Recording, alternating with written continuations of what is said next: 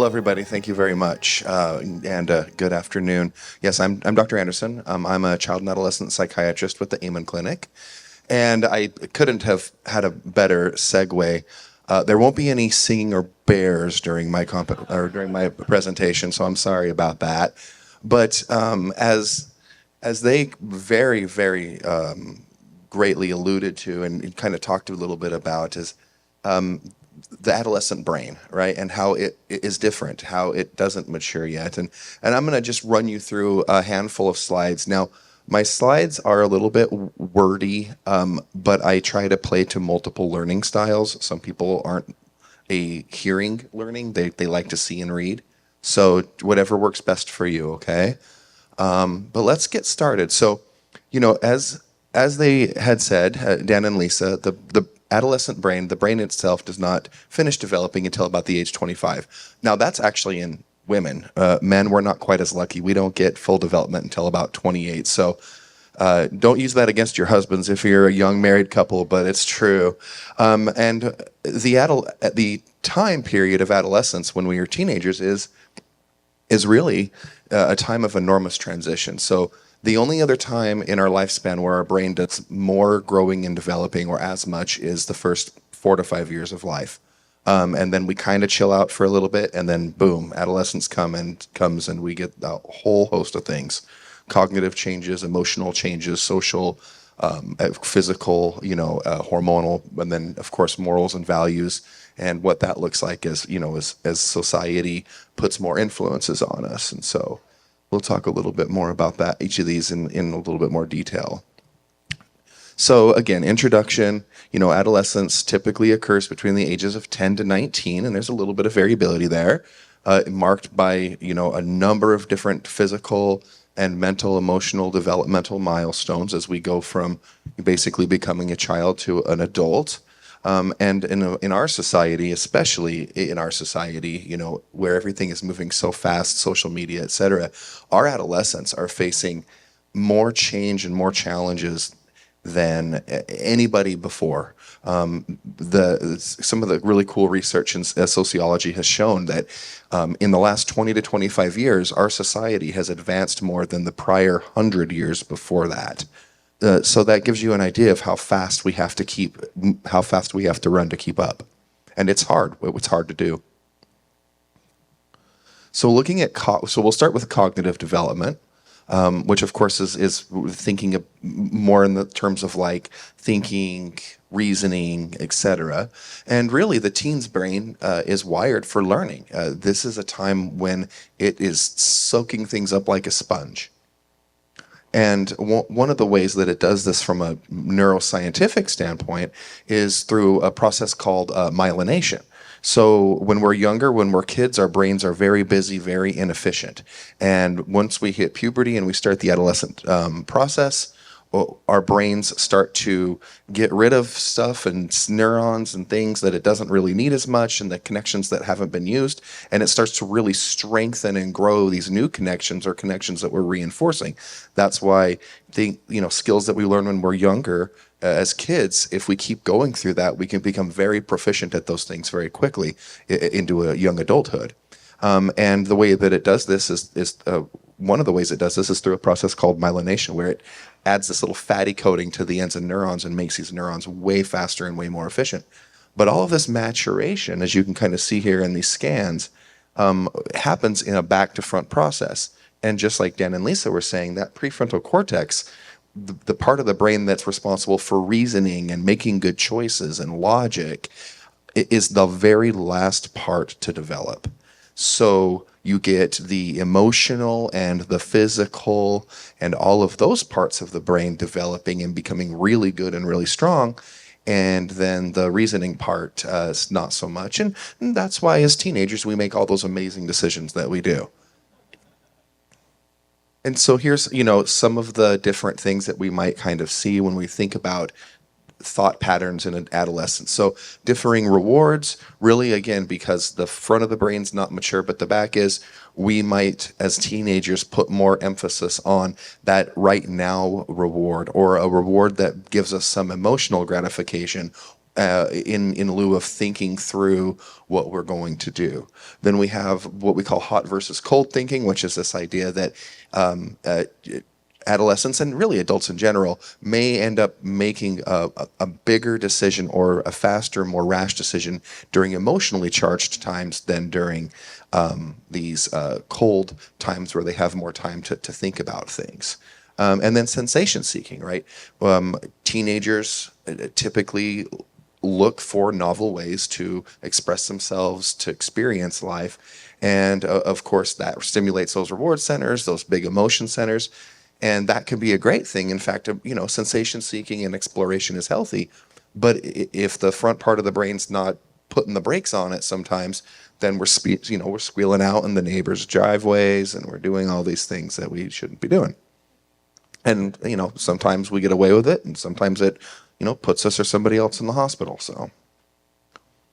So, how do we support cognitive development? Because again, there's a huge, huge difference between cognitive abilities in the adult versus cognitive abilities in the teenager. And so as adults, it's really important for us to not only recognize that, hence why I'm up here talking to you right now, but then also help guide our teenagers through this. So helping them learn a little bit more about their own thought processes by asking open-ended questions instead of just, yes or no, didn't you? Really asking them to reason through things, and helping them consider the consequences of their actions. Providing more learning experiences, more novel experiences in a safe setting. Taking those weekend trips, going out and doing things. Promoting injury prevention and making sure that we're not letting our teenagers do anything too foolhardy. Sleep is huge.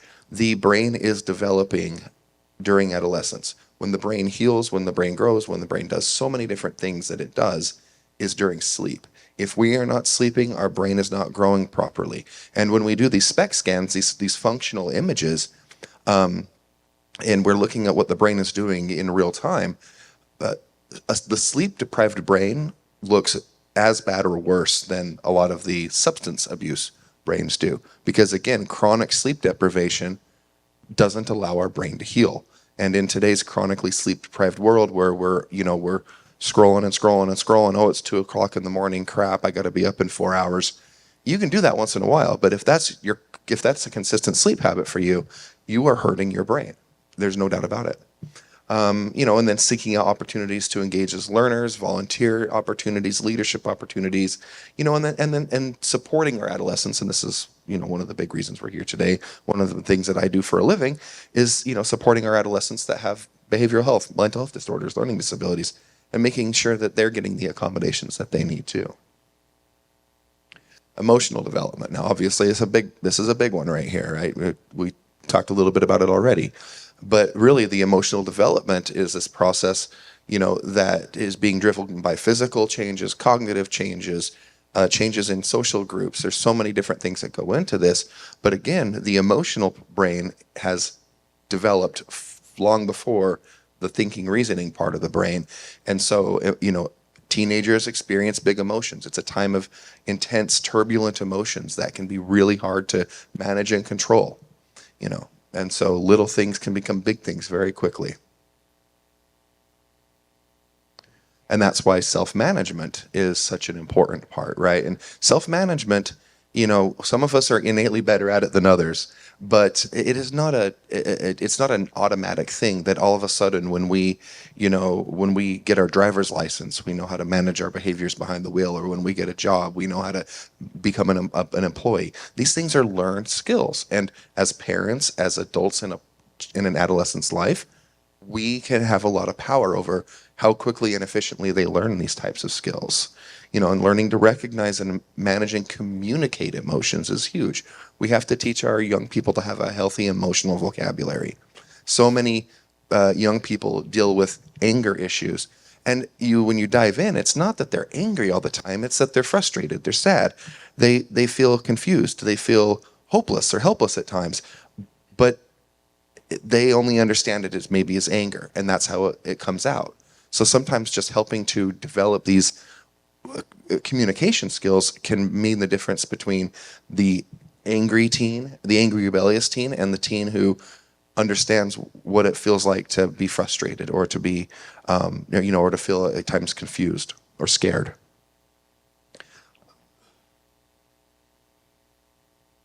Hormones. So, yes, of course, puberty is so much fun, so much fun. And there is a reason why, you know, when we go from children to teenagers, all of a sudden we see a huge increase in things like depression and anxiety. Now, this is a very multifactorial thing. I'm not trying to oversimplify it, but one of the major factors are hormones.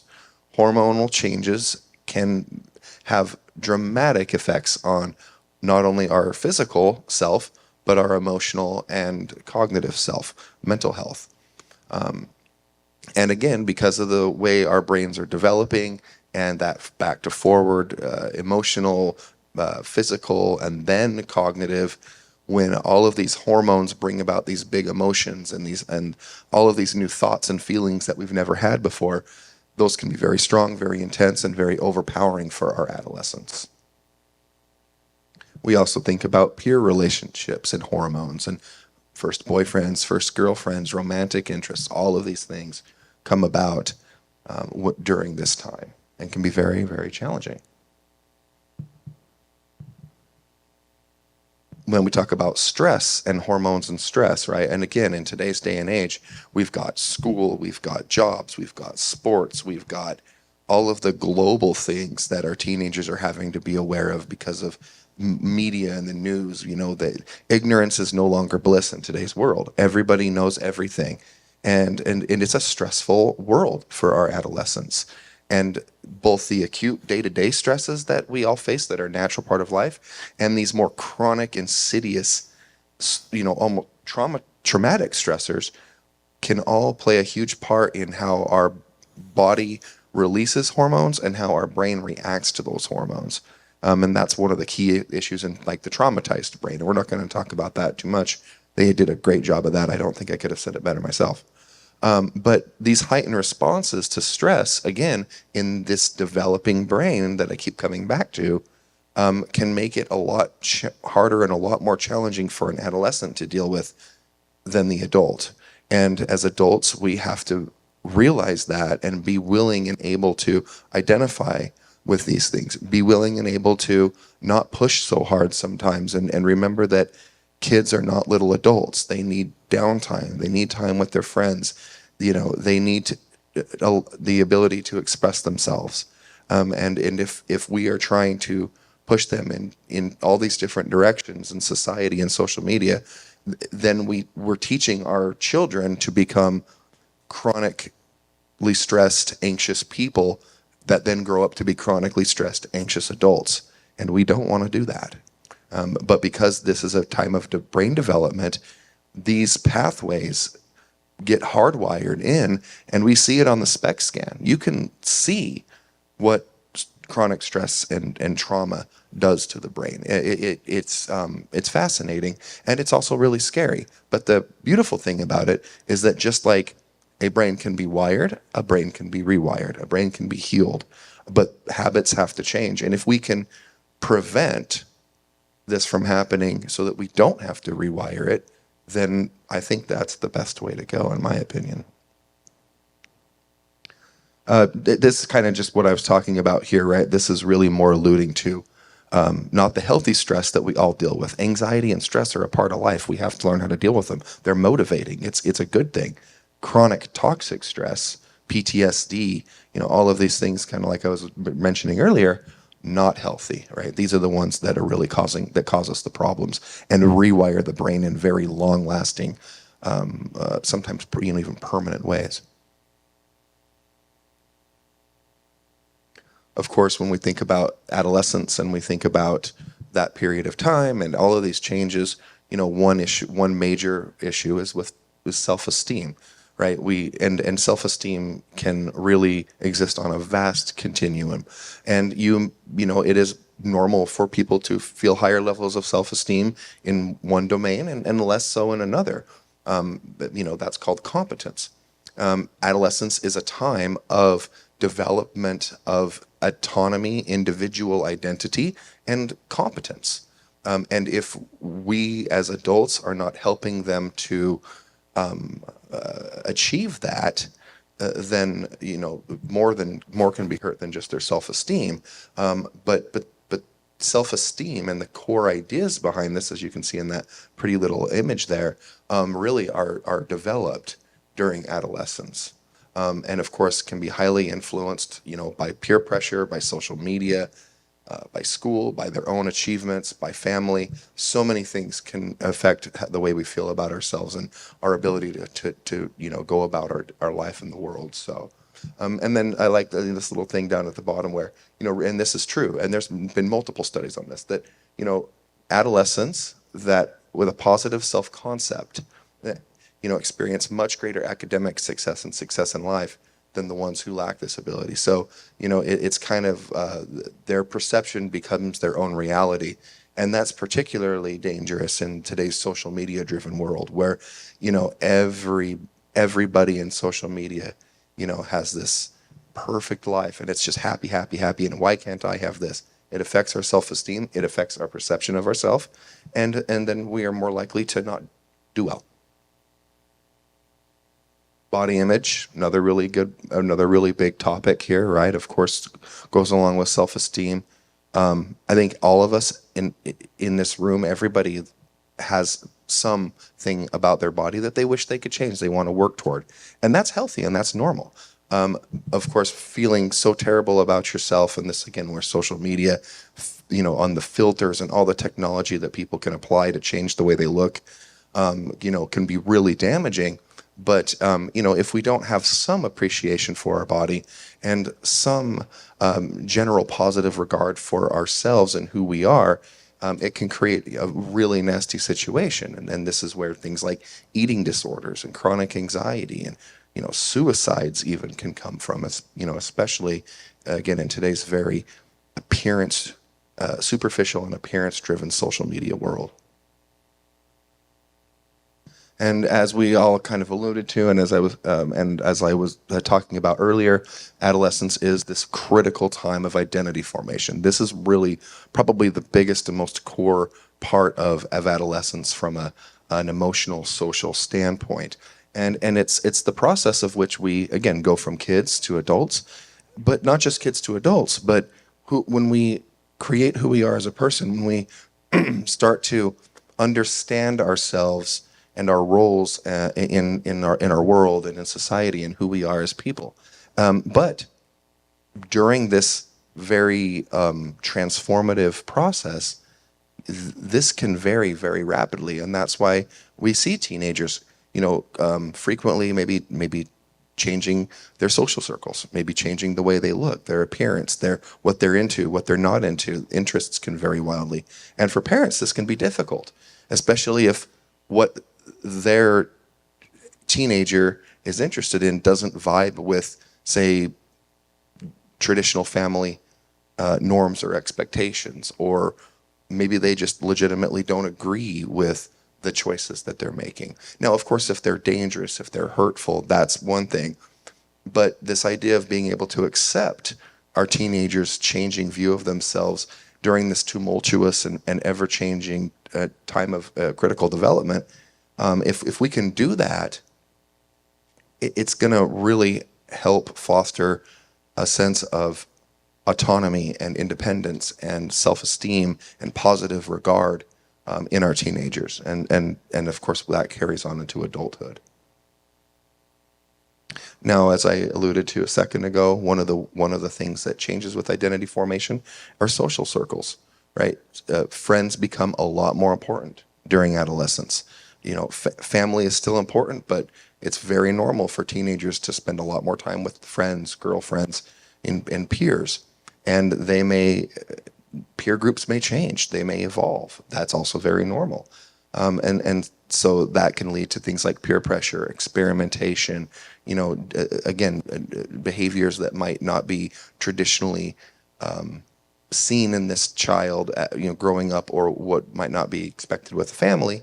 But as long as they're safe, as long as no one's getting hurt, And we have an awareness as parents. I've got three children myself, the oldest of whom is 13. And so and I struggle with this too sometimes. My oldest son, one of his ways that he likes to interact and hang out with his friends is on computer games. And I'm a gamer a little bit myself, but as long as there's a balance with that, I've had to learn to be more accepting of that, because that's a way that kids socialize now that just didn't exist when I was a teenager. And so we can fight against it, we can push against it, we can, stop it from happening. But if we can learn to create clear expectations and boundaries and show an attitude of acceptance and curiosity and understanding, we're far more likely to get our teens on board, and a lot less likely to have conflict. So, looking at some ways that we can help support emotional development. I'm not going to read through all of these, but strengthening those communication skills, that happens at home with us during our conversations. And again, if we're not willing to have a conversation with our child because everything is just black and white and this is how you're going to do it and this is how you're not going to do it, well, then how can we expect them to be healthy communicators? Nurturing that self-regulation, which again comes back to allowing our children and our teenagers to express themselves, to take risks, healthy risks, and to help guide them through that, instead of putting that hard wall up against everything, which as concerned parents who want our children to be safe, we often do, because we just are trying to protect them. And that comes to that limiting exposure to risky situations, right?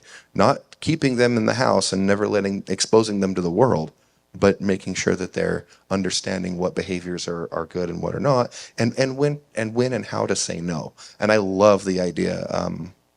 I don't remember who it was, using the parent as the scapegoat. If that's what you have to do to get out of a situation, because you've got friends peer pressuring you, you got to say, you know what, my lame dad is he's a control freak. But you know what? If I do this thing, I'm not going to see daylight for a month, so I just can't. Okay, fine. I tell my son, throw me under the bus. I don't care. If your friends don't like me, whatever. I'm 39 years old. I don't give a crap. But I want them to like you, right? I want them to like you. Unless they're trying to put you in risky situations that are bad, then maybe we need to think about finding different friends. And then coming back to that stress, right? Promoting healthy stress management skills, and what that looks like. And that, again, one of the key features there is helping our teenagers understand what stress is, what stress isn't, what is healthy stress, what's unhealthy stress, and helping foster that healthy, open communication and emotional vocabulary. And then a little bit more, really, we've a little bit talked about promoting the healthy exploration. I've already kind of gone over that. Helping teens think about and reflect on risky situations. And this was also brought up earlier, where, if you do get put into a risky situation, maybe you even made a bad decision. Maybe you did give in and you had a beer or something to that nature. If we as parents, if they feel like they could come and talk to us, or if they were to say they had 2 or 3 beers and now they have a vehicle, like instead of them getting behind the wheel of a vehicle, they call somebody, right? All of those things are, can be really helpful, but then talking to them and having those conversations about, okay, what went wrong here? How could we do this better? How could we avoid making this decision in the future, so that underdeveloped prefrontal cortex that couldn't think through it at that time now gets a chance to think through it, to make those connections, and hopefully help start to establish those healthy habits.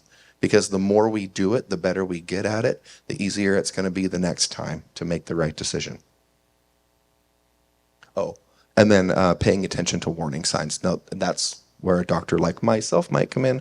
But of course, if our teenagers are expressing or showing signs of depression, anxiety, we're worried about substance abuse, there are things going on where they're like, okay, there's some big red flags coming up here. Not only do we have to be able and willing to have a conversation with our teenagers about it, but also knowing when it's appropriate to get help, and hopefully teaching them to know when it's appropriate to get help, which, for teenagers can be hard to do. For all of us, it can be hard to do sometimes. Social development, last little category we'll go through here.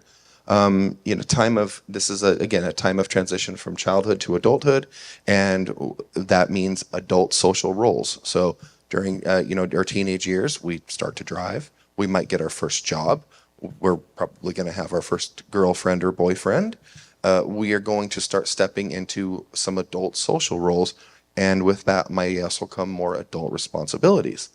And again, that prefrontal cortex isn't there yet. So expecting our teenagers to be able to manage these situations like we as the parents or the adults could is unrealistic at best. And so we have to be able to, again, keep that dialogue open with them and understand how to manage our own expectations of our adolescents. And then, of course, as their social circles expand, not just thinking about job, boyfriend, girlfriend, but again, also friends and what that might look like, and differing peer groups, peer pressure, etc. So kind of getting into that already, talking about different roles and responsibilities, physical development, right? So this is a time where many of our adolescents in society may even become sexually active, and what that can bring. We start to look at, again, a whole host of body image issues and a lot of things that can come in that realm.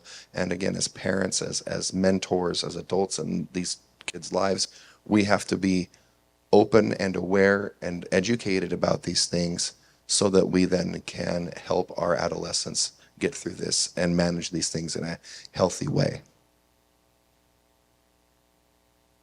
Some social challenges. Now, some of these are, I think, universal, and we've all experienced them. But of course, in today's day and age, there's a lot more avenues by which some of these things are coming through. We've talked a little bit about physical maturation and how that can have impacts in the way that they're viewed by their peers. The evolving friend groups. And that may even mean that for a period of time, they get in with a friend group that we, as the parents, as the adults in their life, don't really agree with, and how to handle and manage that in a healthy way, keeping the communication open, allowing them to take those healthy risk-taking activities and being accepting of their wanting to explore and grow as individuals and learn who they are. Of course, there's also, today's day and age, we have social media and the pressure and the things that come of that. And that we could have a whole day talk on that, no problem.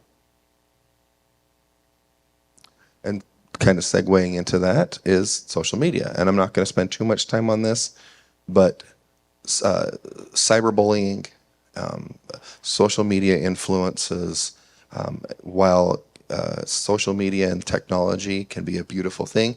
I mean, technology allows us to do the spec scans that we use us to help patients. Technology is not bad, and neither is social media. We can reach people, we can talk, we can have these conversations in ways that we never could before. We can keep up with family, but there are a lot of terrible things that go on the internet and in social media, and our teenagers are at the very frontier of that. With cyberbullying, with social media, with internet gaming addiction, and the studies are very clear. You can look at neuroimaging of a person on social media or playing a video game and watch the same areas of the brain light up as somebody who is a heroin or cocaine addict. It is absolutely addicting, and we have a lot of technology addicts in our society. And it can be just as hard to get off of, especially considering it's not illegal. It's a cell phone. It's all around us all the time. And we lose lots and lots of kids every year to suicide over this. It's a really big problem.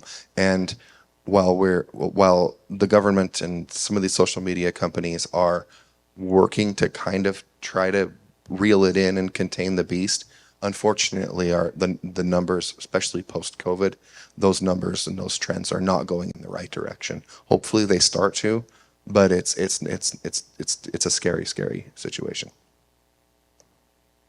And so, how can we help support social development? Well, if we want our children to know how to have good relationships, we better be able to model what a healthy relationship looks like. So, if we're gonna what we're gonna expect of them, we have to show. We also have to be able to exhibit empathetic behavior. If we go through life acting with little regard toward other people, and everything is kind of about instant gratification and ourselves, which in today's society, unfortunately, we see a lot of that. How can we expect our children to be kind, compassionate, loving people? We have to teach them how to deal with peer pressure, as we've already kind of talked about. And a lot of that comes back to communication and giving them tools and strategies that they can use to say, get out of a bad situation and make a good decision.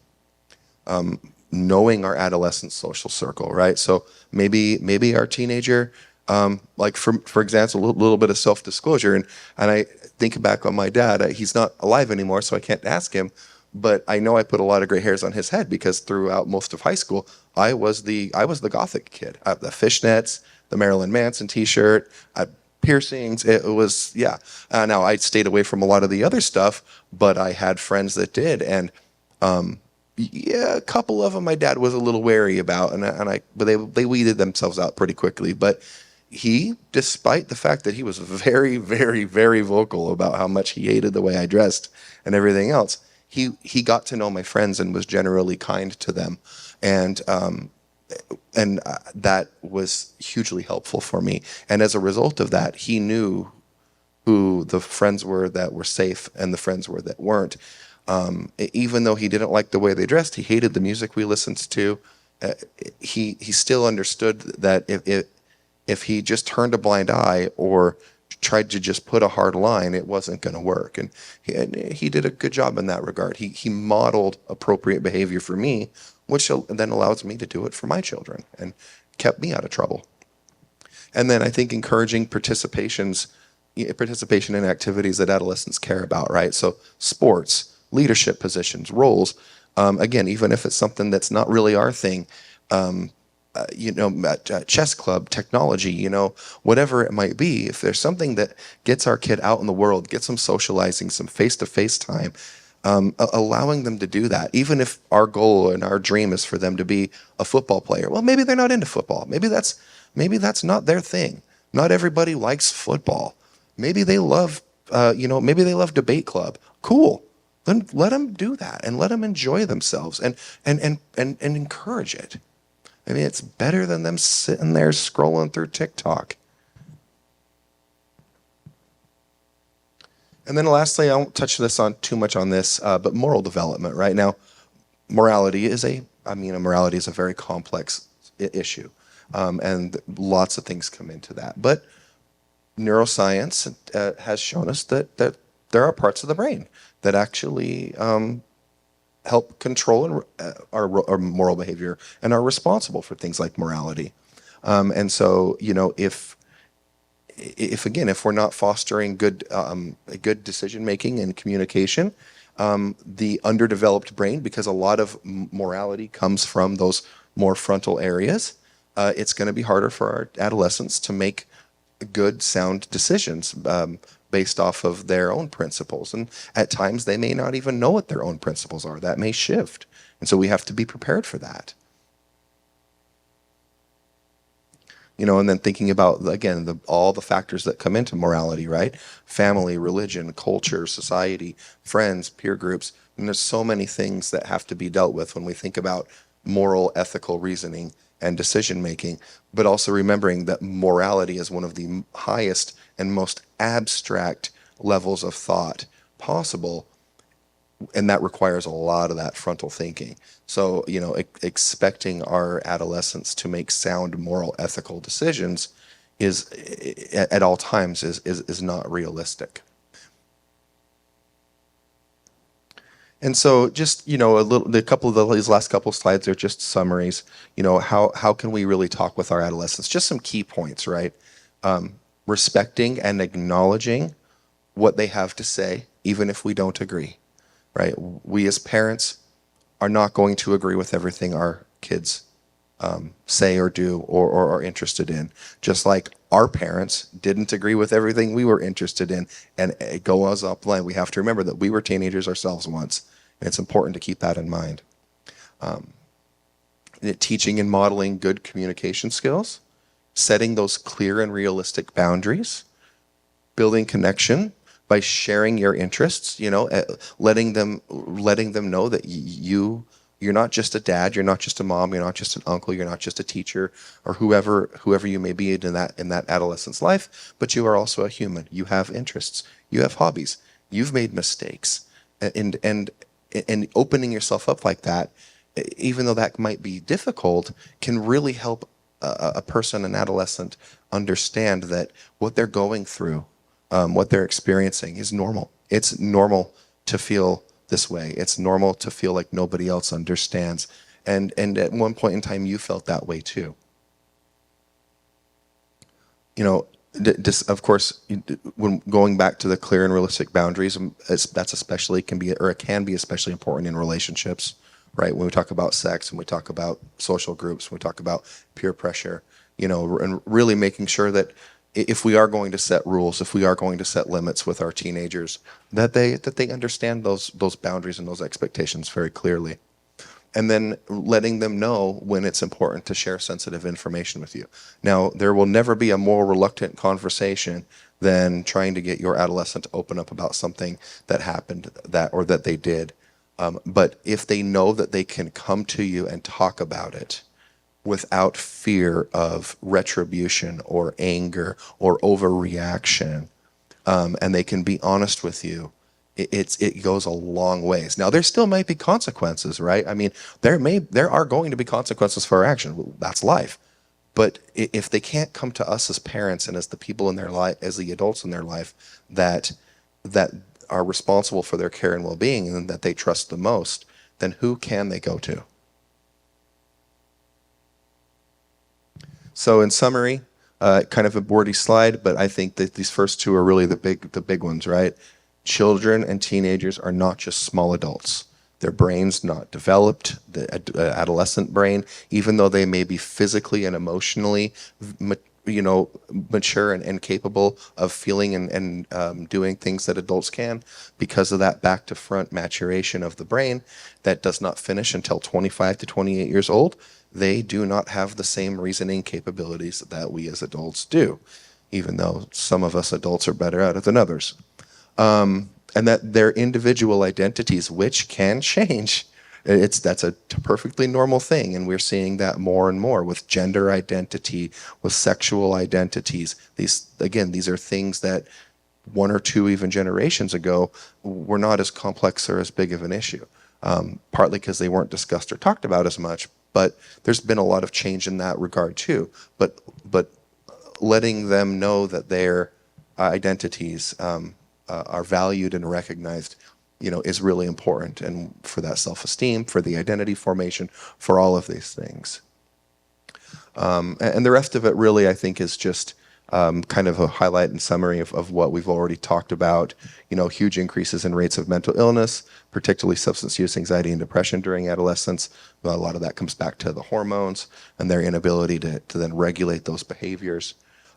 We've talked about bullying, and that how clear and effective open communication with established boundaries and expectations, is how important that is. And then really helping them, remembering that, their brain's not able to appreciate the consequences of their actions at all times.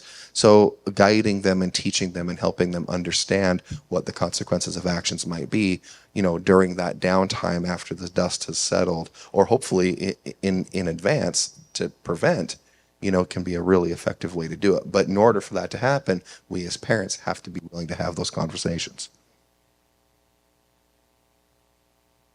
Just some resources that I myself really like and will recommend to patients, families, all the very frequently. So as parents, there's a lot of really great resources online. One of my favorites is it's an online parent management training. It does cost a few bucks, but it's relatively affordable. It's all online. It can be done on your schedule. It's called Love and Logic, and there's a few others out there that are really good. But it can be a great way as parents to help grow our skills. If we find that we are struggling with how can we communicate, how can we work with our teenager, if we're finding that we're struggling in that regard, that can be stuff like Love and Logic can be a great way to help us do better. Some great books out there for both parents and teens, tons and tons of them, more than I could list. One that I really like looking into that is kind of a combined approach is collaborative problem solving.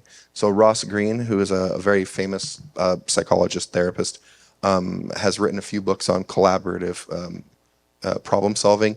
And it's really this idea that if instead of, telling our kids how it's going to be, if we sit down with them and bring them to the table and make them a part of the process of coming up with the expectations, the rules, and how things are going to be, that not only do we increase buy-in because they feel like, oh, I'm part of the team that is family. I'm not just being told what to do all the time, but it also gives them the opportunity to practice those communication skills, to practice real-world problem-solving skills, and to develop their own autonomy and mastery. So there's so many reasons why that type of approach to parenting can be really helpful. And then, of course, if things are really difficult, if you're really struggling, well, there's help out there. There's therapists, there's counselors, there's both individual therapists for us as parents, because we have to be willing to, if we want our children to do well and have good mental health practices, we have to be willing to know when we need help. Care for the caretaker. If you're not healthy and well, you're not going to be able to be a good parent or a good caretaker. But there's also family therapy. There's therapists out there for our kids. And then there's doctors like me, child psychiatrists, that can come in and offer a wide array of services. So if things are getting to where it's too much, reach for help. That's I think the message that we're here today to talk about is, if you need help, please reach for help. Individually, as a family, as a child, as the adult. Asking for help is courageous, not a weakness, right? I think that was the last slide on their thing, and it couldn't be said better. So.